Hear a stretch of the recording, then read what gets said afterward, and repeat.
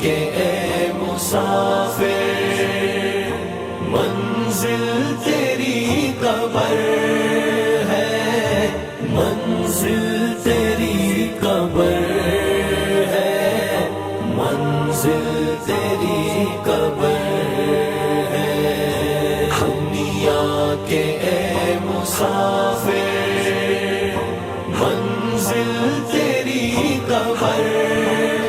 الحمدللہ رب العالمین والصلاة والسلام علی سید الانبیاء والمرسلین وعلی آلہ الطیبین الطاہرین واصحابہ الراشدین المہدیین، اما بعد فاعوذ باللہ من الشیطان الرجیم، بسم اللہ الرحمن الرحیم۔ کل نفس ذائقۃ الموت، صدق اللہ مولانا العظیم وصدق رسولہ النبی الکریم الامین۔ ان اللہ وملائکتہ یصلون علی النبی یا ایہا الذین آمنوا صلوا علیہ وسلموا تسلیما۔ بآواز بلند درود شریف پڑھیے۔ الصلاۃ والسلام علیک یا سیدی یا رسول اللہ وعلی آلک واصحابک یا سیدی یا حبیب اللہ۔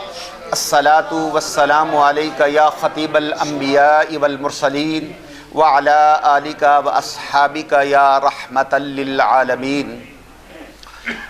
تمام تعریفیں اس ذات کے لیے جس کے سوا کوئی عبادت کے لائق نہیں، جس کا کوئی شریک نہیں۔ وہ واجب الوجود ہے، باقی ہر شے ممکن الوجود ہے۔ وہ الہ ہے، معبود ہے، باقی سب عبد ہے۔ اور ہر حمد اس ذات کے لیے جس نے ہمیں وجود بخشا اور بے شمار نعمتیں عطا کیں۔ گننا شروع کریں تو گنتی ختم ہو جائے، لیکن رب ذوالجلال کی نعمتیں ختم نہ ہو۔ ان نعمتوں میں سب سے بڑی نعمت وجود مصطفیٰ ہے، اور بے شمار درود و سلام اس ہستی پاک پر جو ہمارے درود کے محتاج نہیں۔ ان پر اللہ درود بھیج رہا ہے، اس کے فرشتے درود بھیج رہے ہیں، اور بے شمار درود و سلام اس ہستی پاک پر جن پر درود فرنا باعث ہدایت بھی ہے اور باعث نجات بھی۔ تو پھر پڑھیے الصلاۃ والسلام علیک یا سیدی یا رسول اللہ وعلی آلک واصحابک یا سیدی یا حبیب اللہ۔ تو والسلام علیک یا نبی اللہ وعلی آلک واصحابک یا نور اللہ۔ میرے عزیزو، جب ہمیں اہل خانہ دفن کر کے آتے ہیں نا، تو 3 دن نہیں گزرتے ہمارے پیٹ کی چیزیں ہمارے کان اور ناک کے راستے سے نا باہر آنا شروع ہو جاتی ہیں۔ ہمارے پیٹ کا گودا کان اور ناک کے راستے سے باہر آنا شروع ہو جاتا ہے، اور قبر میں تعفن ہو جاتا ہے، اور اچانک مٹی سے کیڑے پیدا کر دیے جاتے ہیں جو ان اعضاء کو کھانا شروع کر دیتے ہیں۔ اور 8 دن نہیں گزرتے ہمارا پیٹ پھٹ جاتا ہے، اور 40 دن گزرنے تک ہماری ہڈیوں سے گوشت کھینچ لیا جاتا ہے۔ یہ ہے ہماری حقیقت۔ اور میں سوال کرتا ہوں اپنے ان نوجوان بھائیوں سے جو گھنٹوں جم میں جا کر اپنی باڈی بناتے ہیں۔ مولا کائنات حضرت علی شیر خدا رضی اللہ تعالی عنہ نا قبرستان تشریف لے گئے، قبر والوں کو سلام کیا، السلام علیکم یا اہل القبور، اور پھر ان کا حال پوچھا۔ آپ کے ساتھ نا ایک تابعی حضرت سعید ابن مسیب بھی تھے۔ انہوں نے پوچھا کہ علی، کیا یہ قبر والے آپ کو جواب دے رہے ہیں؟ فرمایا ہاں، یہ مجھے جواب دے رہے ہیں اور میں ان کا جواب سن بھی رہا ہوں۔ مولا کائنات ہے نا، ہر کسی کے بس کی تو بات نہیں۔ تو تھوڑی دیر گزری، آپ کی نا آنکھیں بھیگ گئیں. تو وہ جو تابعی تھے انہوں نے کہا علی ان قبر والوں نے آپ کو کیا جواب دیا؟ تو مولا کائنات نے فرمایا جب میں نے ان کا حال پوچھا تو ان قبر والوں نے مجھے جواب دیا کہ علی ہمارا حال کیا پوچھتے ہو؟ جس چہرے کو ہم گھنٹوں سوارتے تھے اللہ نے اس پر سانپ اور بچھو چھوڑ دیے ہیں. جو ڈنک پہ ڈنک مارتے ہیں اور جن بالوں کو ہم سوارتے تھے ان میں پیپ اور خون بھر دیا گیا ہے. سبحان اللہ. تو مولا کائنات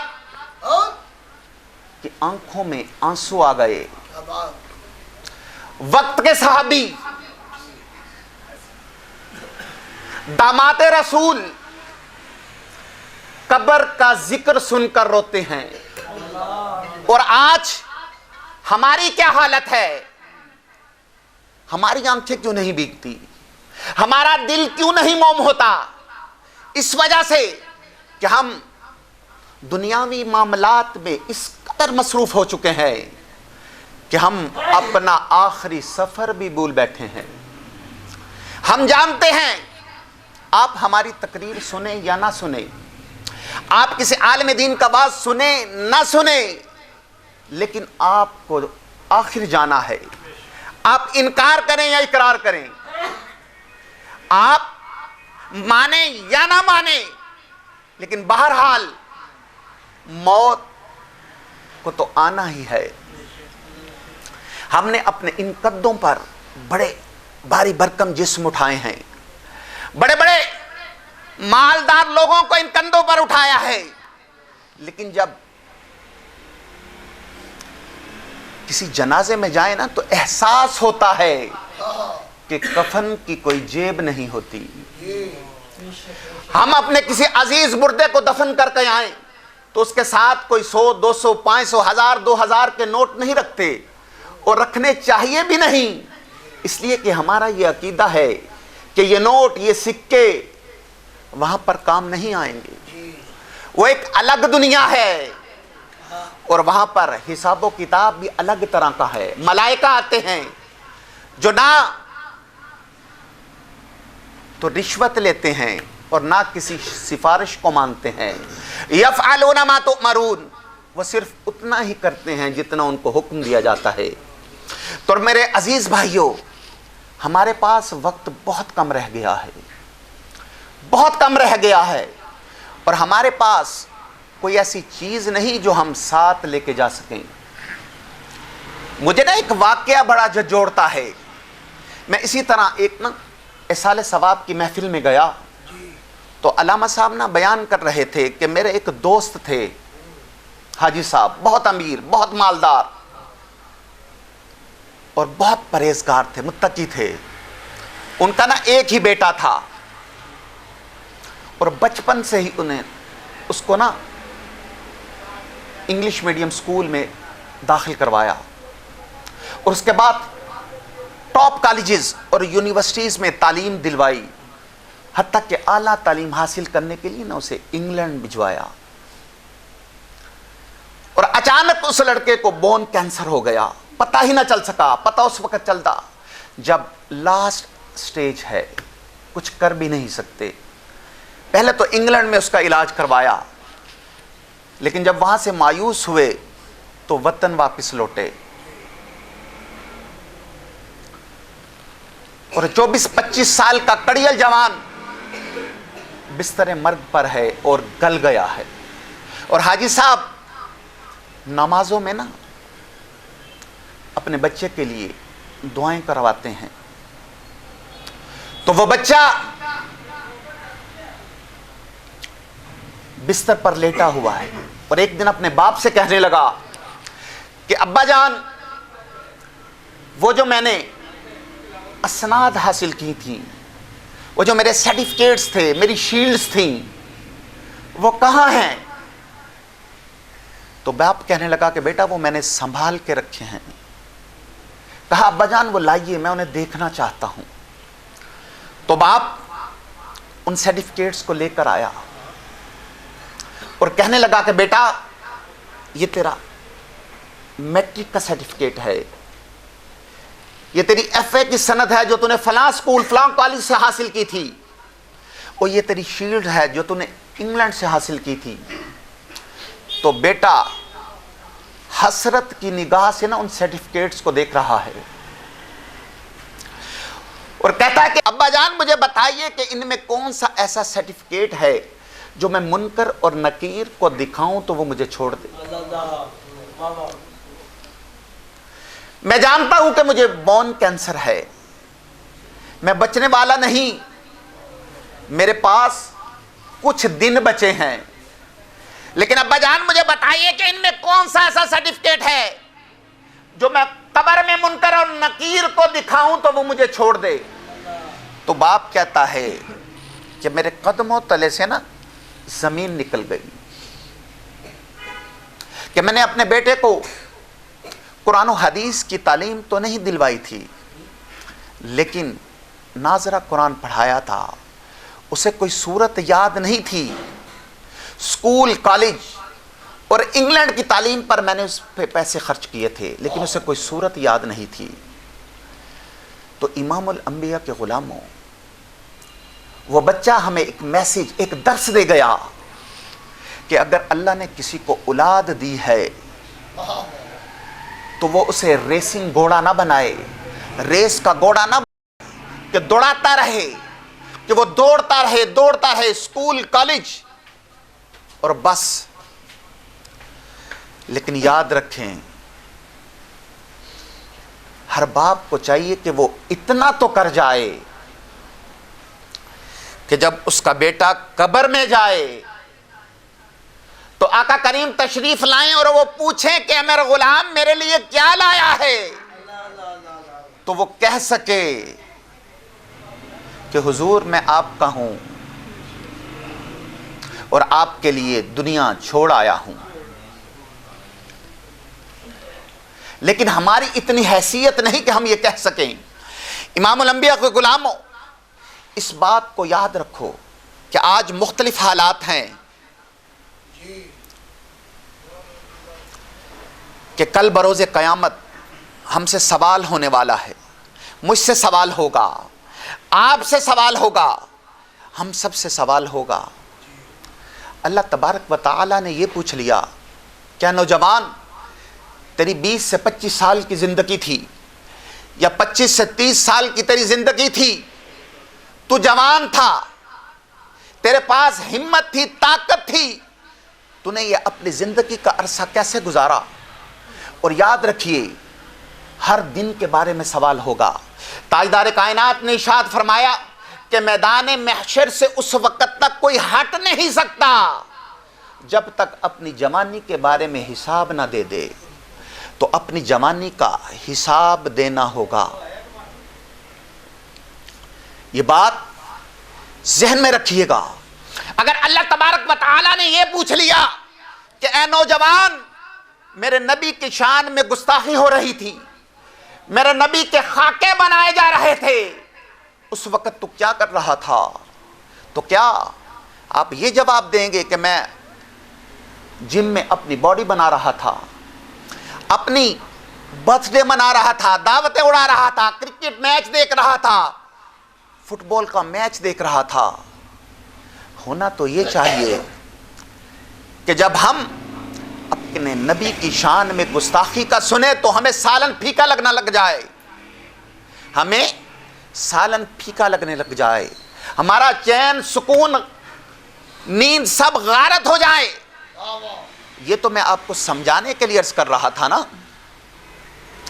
صرف احساس دلانے کے لیے عرض کر رہا تھا، باقی فیصلہ آپ کے ہاتھ میں ہے. تو امام الانبیاء کے غلاموں، ہمارا جنازہ اٹھے گا، آپ کا جنازہ اٹھے گا، ہمارے گھر سے نکلے گا، اور کس قبرستان سے نکلے گا یہ معلوم نہیں، لیکن اتنا ضرور معلوم ہے کہ جنازہ قبرستان پہنچنے سے پہلے یہ ہر کسی کے ساتھ ہوگا کہ اگر بندہ سیاہ کار ہے، گناہ گار ہے، بدکار ہے تو قبر کے جو مردے ہوتے ہیں نا وہ کھڑے ہو جاتے ہیں اور اللہ کی بارگاہ میں عرض کرتے ہیں کہ مولا اسے اس قبرستان میں دفن نہ ہونے دینا. کیوں؟ اس لیے کہ اگر یہ اس قبرستان میں دفن ہو گیا تو اس پر تیرا عذاب آئے گا اور جب تیرا عذاب آئے گا تو ہمارا سکون برباد ہو جائے گا. تو وہ جو مردے ہوتے ہیں نا وہ اللہ کی بارگاہ میں پناہ مانگتے ہیں, اللہ کی بارگاہ سے پناہ مانگتے ہیں کہ مولا ہمیں مولا اس کو اس قبرستان میں دفن نہ ہونے دینا. تو میرے بھائیوں, قبر کا سفر ہم سب نے کرنا ہے.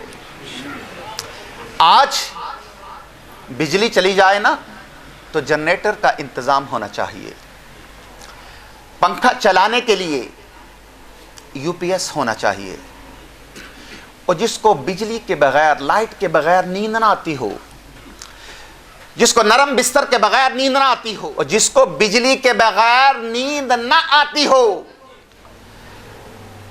اگر اندھیرے کمرے میں اکیلے میں کوئی چھپکلی آ جائے, کوئی چوہا آ جائے, کوئی کیڑا آ جائے تو جس کی چیخ نکل جاتی ہو, اندھیرے کمرے میں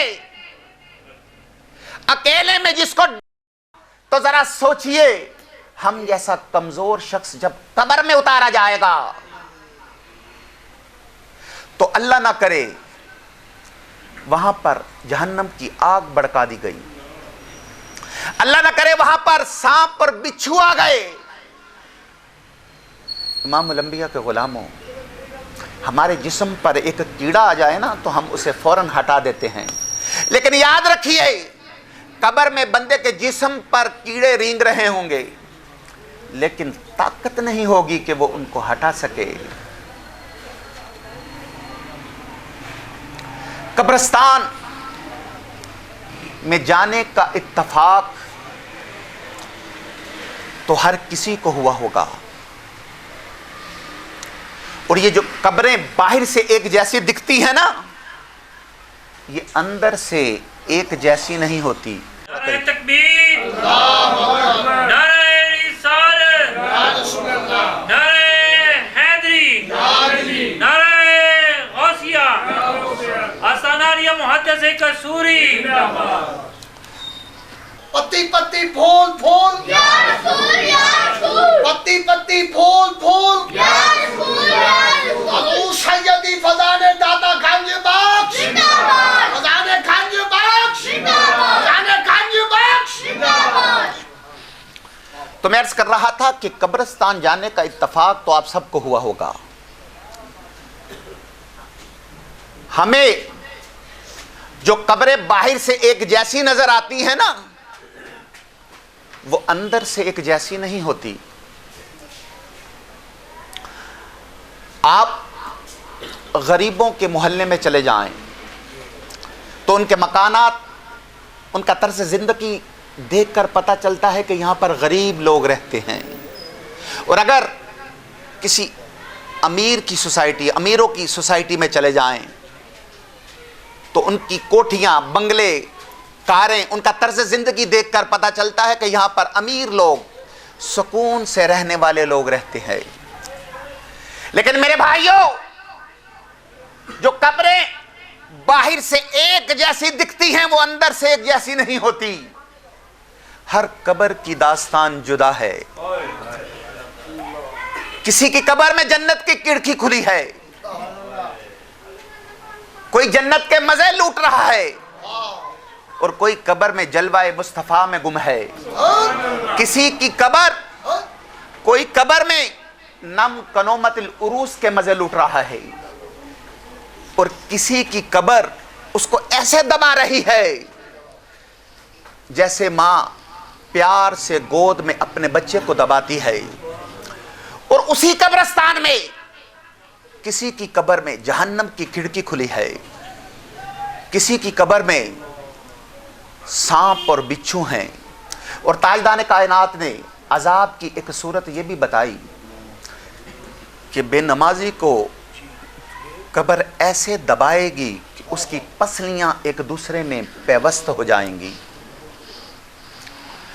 اور کسی کو قبر چکنا چور کر رہی ہے، اور کسی کی قبر میں جنت کی کھڑکیاں کھلی ہیں۔ اشجع الاقرع، حدیث پاک میں اس سانپ کا نام بھی آیا ہے، ایک اندھا سانپ جس سے اللہ ناراض ہوگا، وہ سانپ اسے ڈنک مارے گا تو 70 گز تک وہ مردہ سمی میں دس جائے گا۔ امام الانبیاء کے غلاموں، یہ تو مختصر سی زندگی ہے نا، ہم نے یہاں پر کم رہنا ہے، وہاں پر زیادہ رہنا ہے، اس جہاں میں کم رہنا ہے، اس جہاں میں زیادہ رہنا ہے۔ تو آئیے پھر کیوں نہ اس جہاں کی بات کی جائے۔ جلیل القدر تابعی سیدنا حسن بصری رحمت اللہ تعالی علیہ اپنے گھر کے باہر تشریف فرما ہیں۔ ایک جنازہ گزرا، آپ اس کے ساتھ چل پڑے، اور جنازے کے نیچے ایک چھوٹی سی بچی زارو قطار روتی ہوئی نا، دوڑتی ہوئی اس جنازے کے ساتھ جا رہی ہے، اور ساتھ کہتی ہے بابا جان آج جو وقت مجھ پر آیا ہے آج سے پہلے کبھی نہیں آیا۔ تو سیدنا حسن بصری رحمت اللہ تعالی علیہ نے جب اس بچی کی درد بری آواز سنی تو آنکھیں اشکبار اور دل بے قرار ہو گیا۔ بچی کے سر پر دست شفقت رکھا اور فرمایا میری بیٹی آج جو وقت تیرے مرحوم بابا پر آیا ہے آج سے پہلے کبھی ان پر نہیں آیا۔ تو اگلے دن وہی بچی روتی ہوئی آنسو بہاتی ہوئی نا قبرستان کی طرف جا رہی تھی، تو سیدنا حسن بصری رحمت اللہ تعالی علیہ حصول عبرت کے لیے بچی کے پیچھے چل پڑے۔ وہ بچی قبرستان جا کر اپنے بابا کی قبر کے ساتھ لپٹ گئی، اور سیدنا حسن بصری رحمت اللہ تعالی علیہ جھاڑیوں کے پیچھے چھپ گئے کہ میں یہ دیکھوں یہ بچی کیا کہتی ہے۔ تو اس بچی نے اپنے رخسار اپنے بابا کی قبر کی مٹی کے ساتھ لگا دیے، اور کہتی ہے کہ بابا جان آپ نے قبر کی پہلی رات بغیر چراغ اور بغیر غمسار کے کیسے گزاری؟ بابا جان کل میں نے آپ کے لیے چراغ روشن کیا تھا، آج قبر میں کس نے چراغ جلایا ہوگا؟ بابا جان کل میں نے آپ کے لیے بچھونا بچھایا تھا، آج قبر میں کس نے بچھونا بچھایا ہوگا؟ بابا جان کل میں نے آپ کے جسم پر چادر اڑائی تھی، آج قبر میں کس نے چادر اڑائی ہوگی؟ بابا جان کل جب آپ کو بھوک لگی تھی تو میں نے کھانا پیش کیا تھا، آج آپ کو بھوک لگی ہوگی تو کس نے کھانا پیش کیا ہوگا؟ سیدنا حسن بصری رحمت اللہ تعالی علیہ نے جب بچی کی درد بری باتیں سنی تو فرمایا کہ میری بیٹی اس طرح نہیں بلکہ یوں کہو کہ بابا جان کل جب آپ کو دفن کیا گیا تو آپ کا چہرہ قبلہ رخ کیا گیا تھا، کیا آپ کا چہرہ آج بھی اسی حالت پر ہے یا پھیر دیا گیا ہے؟ بابا جان کل آپ کو صاف ستھرا کفن پہنا کر دفن کیا گیا تھا، کیا آج بھی آپ کا کفن اسی حالت میں ہے یا پھٹ گیا ہے؟ امام الانبیاء کے غلاموں، ذرا سر کو جھکا کر آنکھیں بند کر کے اپنے دل پہ ہاتھ رکھ کے سوچئے کہ کل ہمارے دوست بھی ہمیں قبر میں اتاریں گے تو ہمارا چہرہ بھی قبلہ رخ کر دیں گے، ہمیں بھی صاف ستھرا کفن پہنا کر دفنایا جائے گا، اس کے بعد تو کچھ بھی ہو سکتا ہے نا. تو وہ بچی عرض کرتی ہے کہ بابا جان آپ کو صحیح اور سالم جسم کے ساتھ دفنایا گیا تھا, کیا اب بھی آپ کا جسم سالم ہے یا کیڑے مکوڑوں نے کھا لیا ہے؟ بابا جان علماء فرماتے ہیں کہ قبر کی پہلی رات ایمان کے بارے میں سوال کیا جاتا ہے. کچھ ناکام رہیں گے اور کچھ درست جواب دیں گے. کیا آپ نے درست جواب دیا یا آپ بھی ناکام رہے؟ بابا جان جب پہلے میں آپ کو آواز دیتی تھی تو آپ مجھے جواب دیتے تھے. آج میں کتنی بد نصیب ہوں, قبر کے سرہانے کھڑے ہو کر میں آپ کو آواز دے رہی ہوں لیکن آپ کے جواب کی آواز نہیں سن پا رہی. بابا جان آپ تو مجھ سے اس طرح جدا ہوئے کہ اب قیامت تک دوبارہ نہیں مل سکتے. اے خدائے رحمان کل بروز قیامت مجھے اپنے بابا کی ملاقات سے محروم نہ رکھنا. تو وہ بچی سیدنا حسن بصری رحمت اللہ تعالی علیہ کی خدمت میں عرض گزار ہوئی کہ اے میرے سردار, آپ کے نصیحت آموز کلمات نے مجھے خواب غفلت سے بیدار کر دیا ہے. تو دوستان محترم یہ بظاہر تو ایک واقعہ ہے لیکن سیدی اعلی حضرت عظیم البرکت امام الشاہ احمد رضا خان فاضل بریلوی رحمت اللہ تعالی علیہ قبر کی اس رات کے بارے میں ہمیں سمجھاتے ہیں.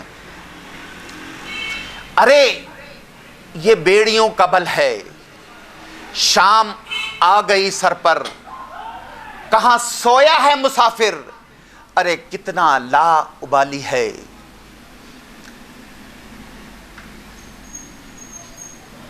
کتنا لا ابالی ہے, اندھیرا گھر اکیلی جان, اندھیرا گھر اکیلی جان, دم گھٹتا دل اکتاتا, خدا کو یاد کر پیارے وہ ساتھ آنے والی ہے. بے وفا دنیا کا مت کر اعتبار, اچانک ہوگا تو ایک دن موت کا شکار. موت آ کر رہے گی یاد رکھ, جان جا کر رہے گی یاد رکھ, گر جہاں میں 100 برس بھی تو جی لے, قیامت تک قبر میں تنہا رہے. جب موت کا فرشتہ آ جائے گا پھر نہ تجھ کو کوئی بچا پائے گا. موت آئی پہلواں بھی چل دیے, موت آئی پہلواں بھی چل دیے. وہ کدھر گئے وہ جن کے باڈی گارڈز تھے, کدھر گئے جن کے آگے پیچھے لوگ گھومتے تھے, وہ کدھر گئے وہ جو کہتے تھے میں تمہیں تباہ و برباد کر دوں گا, میں تمہیں مسل کے رکھ دوں گا. وہ کدھر گئے وہ جن کے پاؤں بھی زمین پہ نہیں ٹکتے تھے, کدھر گئے؟ موت آئی پہلواں بھی چل دیے, خوبصورت نوجوان بھی چل دیے. اندھیری گپ قبر میں جب تو جائے گا, بے عمل بہت گھبرائے گا, مال و زر کچھ بھی کام نہ آئے گا. اے غافل انسان بہت پچھتائے گا. جب تیرے ساتھی تجھے چھوڑ آئیں گے, قبر میں کیڑے مکوڑے تجھے کھا جائیں گے.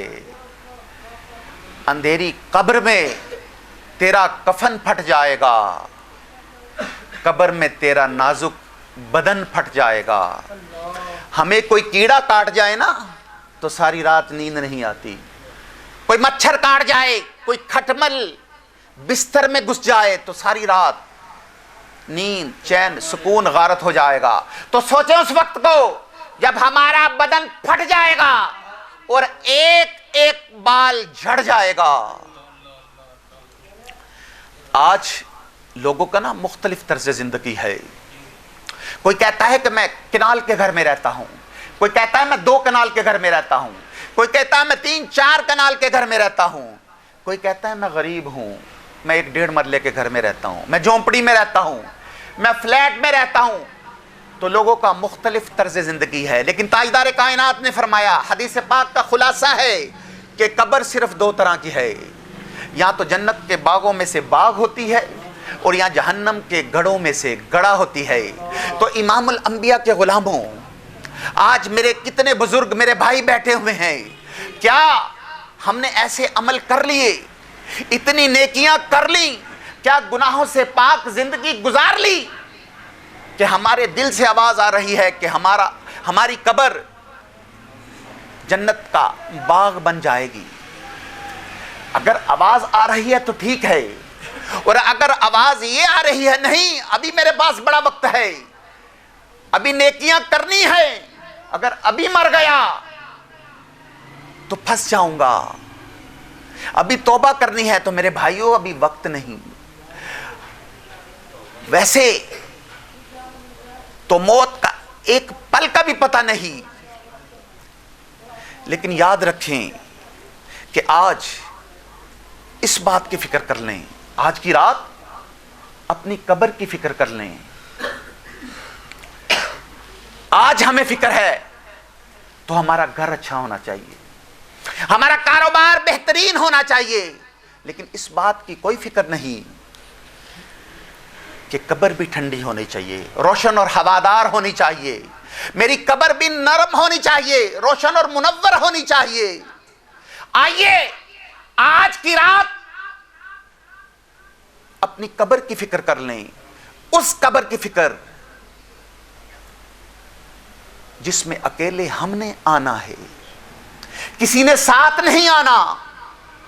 کفن کی جیب نہیں ہوتی اور قبر کی تجوری نہیں ہوتی, وہاں پر ہم ہوں گے اور ہمارے اعمال ہوں گے. حضرت یعقوب علیہ نبینا علیہ السلام کہ حضرت اسرائیل علیہ السلام کے ساتھ دوستی تھی, وہ آپ کے پاس آیا کرتے تھے. ایک دن وہ آپ کے پاس آئے تو آپ نے فرمایا کہ کیسے آنا ہوا, ملاقات کے لیے آئے ہیں یا روح قبض کرنے کے لیے آئے ہیں؟ تو انہوں نے کہا نہیں, ملاقات کے لیے آیا ہوں. تو فرمایا جب روح قبض کرنے کے لیے آئے نا تو پہلے کوئی قاصد بھیج دینا, کوئی پیغام بھیج دینا تاکہ میں موت کی تیاری کر لوں. تو چنانچہ ملک الموت آ گئے, روح قبض کرنے کے لیے آ گئے. تو حضرت یعقوب علیہ نبینا علیہ السلام نے فرمایا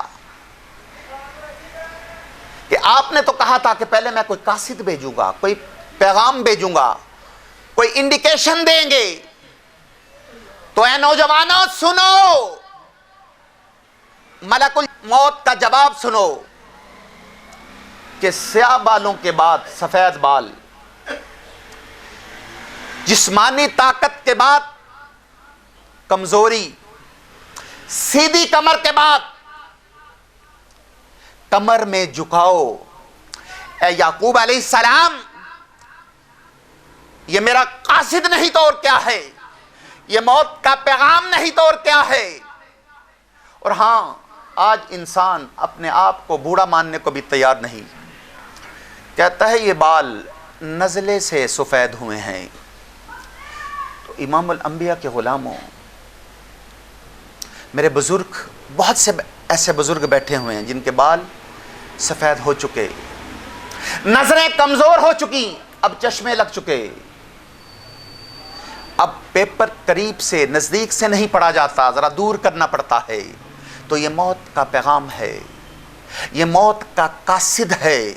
اور میرے نوجوان اس بات کا یہ مطلب نہ سمجھیں کہ ابھی بڑا وقت ہے, ابھی بڑا ٹائم ہے, ابھی بوڑھے ہوں گے, بال سفید ہوں گے, بڑھاپا آئے گا تو پھر موت آئے گی. اور میرے بھائیوں, ویسے تو ایک پل کا بھی پتہ نہیں, لیکن اگر ہم ایوریج لائف بھی دیکھیں نا, ایوریج لائف اگر ہم نے گزارنی ہے تو ہم میں سے بہت سے ایسے لوگ ہیں جو آدھی سے زیادہ زندگی گزار چکے ہیں. مفتی اعظم ہند مصطفیٰ رضا خان صاحب نوری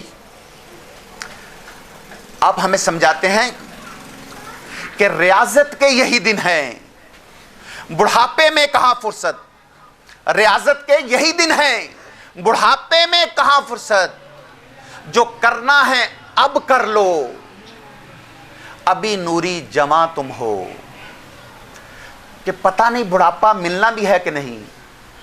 اور مان لو اگر مل بھی گیا تو ان بوڑھوں سے پوچھو جو آج روزہ رکھنا چاہتے ہیں لیکن بیماریوں کی وجہ سے نہیں رکھ سکتے، نماز تراویح ادا کرنا چاہتے ہیں لیکن پیروں میں جان نہیں، کھڑے نہیں ہو سکتے. تو آج نوجوانوں وقت ہے، اپنے رب کو راضی کر لو، آج عبادت کر لو، آج اللہ کی فرما برداری والے کام کر لو. اس کا تمہیں بڑھاپے میں بھی فائدہ ملے گا اور آخرت میں بھی ملے گا. اب آپ کے ذہن میں سوال آ رہا ہوگا کہ بڑھاپے میں کیا فائدہ ملے گا. ایک بزرگ کے بارے میں آتا ہے کہ ان کی عمر 100 سال ہو چکی تھی اور ان کے اعضاء بالکل ٹھیک تھے، نظر بھی صحیح تھی، دانت بھی درست تھے، ہاتھ پاؤں بھی سلامت تھے. تو کسی نے پوچھا کہ حضرت آپ کی اتنی عمر ہو چکی، 100 سال ہو چکی ہے لیکن آپ جوان دکھتے ہیں. تو سنو نوجوانوں، سنو انہوں نے کیا جواب دیا. وہ کہتے ہیں کہ ان اعضاء سے جوانی میں نے نا رب کی کوئی نافرمانی نہیں کی، تو آج بڑھاپے میں اللہ نے میرے ان اعضاء کو ضائع نہیں ہونے دیا. تو اب یہ آپ کی مرضی ہے کہ انہی ہاتھ پیروں سے اپنے رب کو ناراض کر لو یا انہی آنکھوں سے اپنے رب کو راضی کر لو، انہی کانوں سے اپنے رب کی نافرما برداری کر لو. اے فلمیں اور ڈرامے دیکھنے والوں، اے بے حیا عورتوں سے دوستیاں بنانے والوں، میوزک کی آوازوں کو اپنے کانوں میں ڈالنے والوں، اپنے آپ کو برائی کے جذبوں سے بیدار کرنے والوں، ذرا سوچو، اپنے بارے میں بھرپور سوچو. تو دوستان محترم، آخر میں دعا ہے اللہ کریم ہمارے بھائی، ہمارے بھتیجے ملک محمد حسیب کے درجات کو بلند فرمائے، ان کی قبر کو حد نکاح تک وسیع فرمائے اور قبر میں سرکار دو عالم صلی اللہ علیہ وآلہ وسلم کی شفاعت کبریٰ نصیب فرمائے.